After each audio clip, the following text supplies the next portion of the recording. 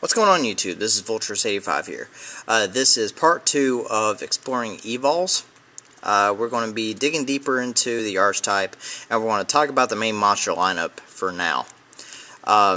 This is nowhere a solid monster lineup for the deck.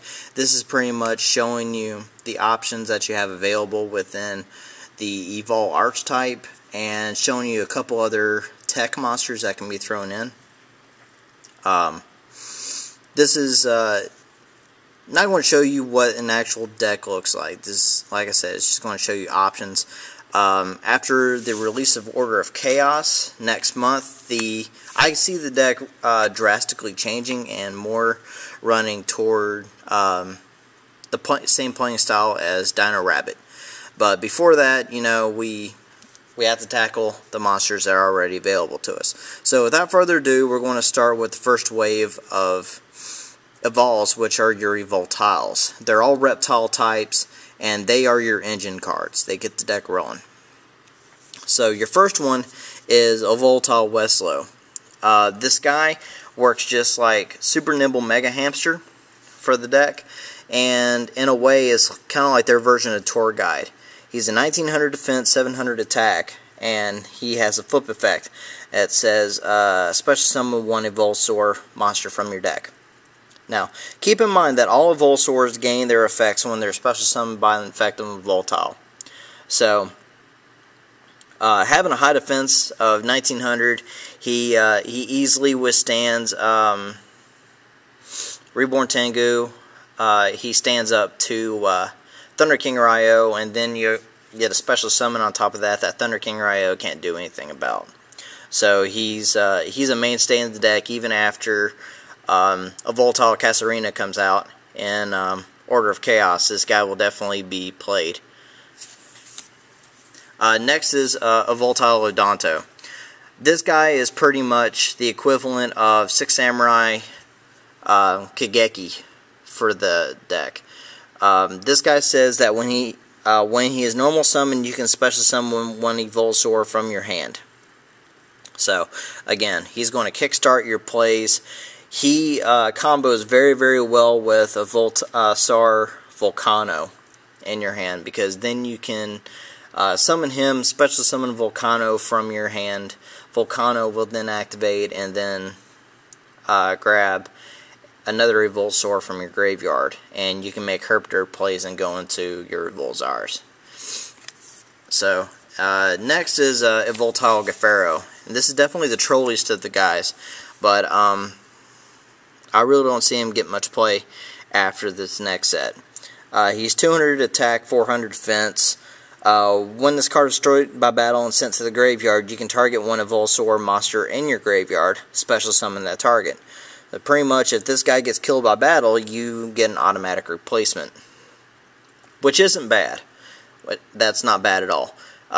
This guy does require some setup, which really kind of hurts. Drawing this guy first hand, it sucks. If anything, first hand you want to draw with Westlow, because he's automatically going to kickstart. Going into Evolsaurs, these are your support monsters. They are your materials for your Evolzars, and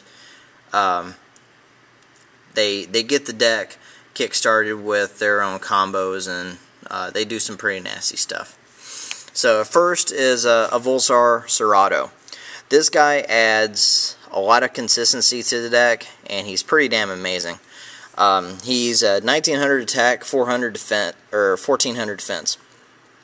And this guy has two effects when he's special summoned by an effective Evoltile. His first effect is when he's special summoned by an effective Evoltile, it gains 200 attack. So it becomes a 2100 after that. So if your opponent attacks into a face-down Westlow, your Westlow will then activate, and you can special summon Serato out. So then you've just added a 2100 beast stick onto the field. His second effect then activates after he's special summoned by an effective Evoltile. Each time this card destroys a opponent's monster by battle, you can add one Evoltile monster from your deck to your hand. So, in in essence, you know, he stands up to Thunder King pretty damn well, and then he's going to kill Thunder King, and then he's going to do the exact thing that Thunder King is trying to take away from you by adding cards from your deck to your hand.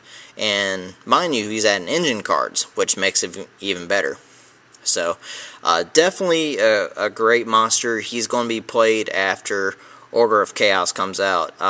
He's definitely a staple for the Evol deck. Next is Evolsaur Volcano. This guy definitely gets your combos rolling. He's really damn good. He does require some setup to play, though. When this card is special summoned by an effective volatile monster, you can target one Evolsaur monster in your graveyard, special summon that target. It cannot declare an attack. So, what's great about all these monsters is, like, if they're activated by their volatile counterparts during damage step, they still activate. They don't miss timing. So, your opponent attacks the face down Westlow. The Westlow activates and special summons this guy from your deck. This guy will then activate and special summon another Evolsaur from your graveyard. So if your opponent doesn't have an answer for either one of those moves, and then you're going to be able to exceed your next turn.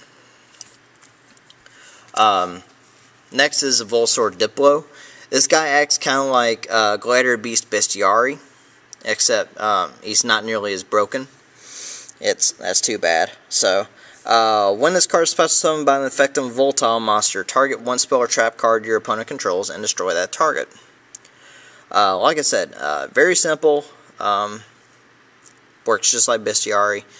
I just wish this guy was a little bit better. But mostly you're going to be able to get off a spell or trap disruption with this guy, and then be able to automatically exceed with him. So that's pretty much all that this guy is just exceed fodder. Next is Evolsaur Pelta. Now, in the deck right now, I don't see him getting that much play. However, when Order of Chaos comes out, I do see this guy getting much more play. When this card is special summoned by an effective volatile monster, it gains 500 defense. Its base defense is 2,000. So, even if you don't special summon him, he's still a pretty damn good wall. And then if you special summon him, he's an even better wall. So, if this card is special summoned by an effective volatile monster, then is destroyed by battle, you can add one volatile monster from your deck to your hand. So pretty much he works like a reverse version of Evolsaur Serato, which isn't bad. You probably won't get the to add the volatile effect very much, unless you put him into attack and just ram into something bigger, just so you can get that effect. But he's a very, very good defensive wall. When Cast Arena comes out, I see this guy getting a lot more play, simply because he is the wall. Some more techs. Because we're playing all dinosaurs in the deck, you know, we can tech in Hydrogeddon. He works with the playing style very, very easily. You can you just abuse Shrinks and Forbidden Lances in the deck like no other. So you can very easily just run over shit with him. And the same thing goes with Direct Gueba. It's the exact same thing. It's a little bit easier with Gueba because he's a little bit higher attack, but it's the exact same motif as using Hydrogeddon. And then, you know, it all comes down to bringing out these guys plus Utopia and the new Evolsaur Solda when he comes out in Order of Chaos. But these guys are your prime directive to get out as far as the deck goes.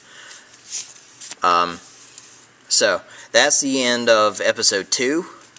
Episode 3 is going to be more about teching and advanced plays, and we'll go over it kind of like a duel style. So comment, subscribe, tell me what you want to see. If you like this set, let me know. This is Volturus over and out.